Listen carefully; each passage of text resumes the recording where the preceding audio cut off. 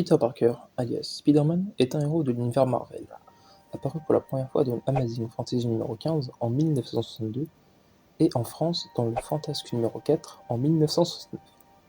Créé par Stan Lee et Steve Ditko, Spider-Man est un personnage révélateur aux yeux du grand public, qui ne cesse d'évoluer encore aujourd'hui.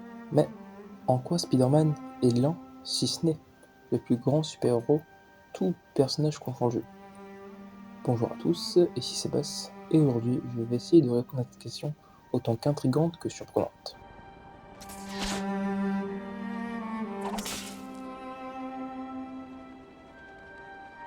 Ce qui fait la popularité du personnage et qu'il est encore dans la pop culture, c'est le fait que les lecteurs peuvent facilement s'identifier à lui.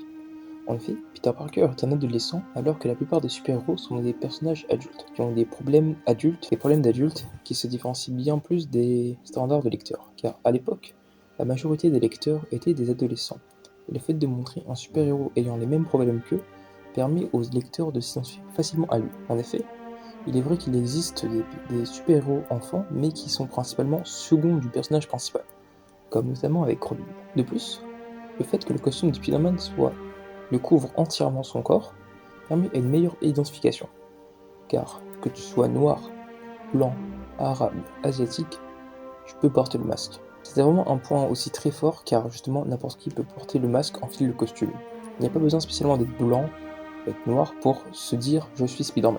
De plus, dans les comics, on met l'accent sur les problèmes de vie que Peter Parker rencontre au quotidien, comme notamment avec la perte de proches aussi, de devoir trouver de l'argent, de devoir subvenir à ses besoins en faisant des petits boulots, etc. Et que plein de gens font, alors que la plupart du temps, avec les super-héros, ils ont une vie tout à fait parfaite et normale. Alors que c'est faux, la plupart des gens doivent trouver un boulot, trouver de l'argent, même aussi gérer une double vie, comme Peter Parker qui doit gérer entre Spider-Man et ses privés, peut-être de gérer entre le travail et leur famille. Mais avant tout, on veut qu'une histoire soit originale, surprenante. C'est pourquoi on a le droit au Spider-Verse. Mais vous allez me demander, qu'est-ce que le Spider-Verse? Le Spider-Verse est simplement tout ce qui recoupe les différents Spider-Man des différents univers. Grâce à cela, les auteurs peuvent facilement trouver des histoires intéressantes et très originales, sans pour autant changer la trame principale de l'histoire. Grâce à cela, on a pu avoir par exemple Spider-Ham, ou Spider-Pig pour les intimes, Superior Spider-Man, ou même Miles Morales, et qui sont tous des Spider-Man très bien connus du grand public et des fans. En parlant des différents Spider-Man, nous avons le droit aussi aux différentes adaptations du personnage qui ont traversé les temps au fur et à mesure des différentes années et qui ont fait la popularité du personnage. Nous avons justement avec les dessins animés, les films ou même les jeux vidéo. Côté film, nous avons celui de Sam Raimi, qui a redonné vie au personnage et qui a introduit pour la première fois dans le cinéma l'étoile organique de Spider-Man, et qui a permis de mettre aussi le personnage sur le podium des super-héros. Il y a aussi les jeux vidéo, et l'un des plus connus, si ce n'est le meilleur jeu Spider-Man pour les fans, est le Marvel Spider-Man de Sony.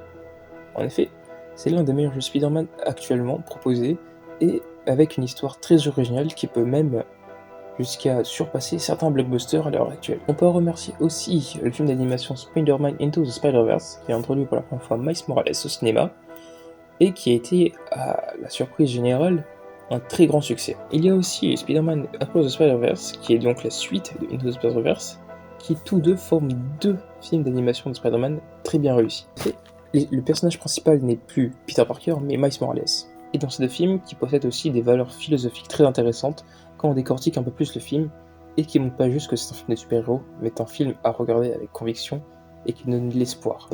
En parlant de valeurs philosophiques à propos de ces deux films, je vous laisse des vidéos dans la description de Erwan Ingres qui décortique parfaitement ce film à la perfection, avec des valeurs philosophiques qu'on peut retrouver justement, et qui changent la manière dont on voit ces films. En effet, Spider-Man a marqué de nombreuses générations, que ce soit avec sa fameuse phrase « Un grand pouvoir implique de grandes responsabilités », ou même une identification permettant à n'importe qui, peu importe sa classe sociale, son ethnie, sa couleur de peau, etc., de porter le masque et d'être Spider-Man, de pouvoir rêver à travers lui. Il y a aussi un lore vaste et varié qui nous permet de nous conter des histoires très intéressantes sur notre histoire de toile préférée, et même les différentes adaptations existant à l'heure actuelle comme les jeux vidéo, les films, bref. Spider-Man nous a marqué et nous marquera à jamais. Merci d'avoir regardé cette vidéo. Alors, cette vidéo n'avait pas pour but de dire que Spider-Man est le plus grand super-héros de tous les temps, bien évidemment, pour ceux qui auraient compris. C'est juste pour vous montrer à quel point ce personnage nous a tous conquis et m'a conquis aussi. et que c'est un très bon personnage, et qu'il ne faut pas le sous-estimer. Voilà. C'était Sébastien, The Motion Picture, fin de tournage.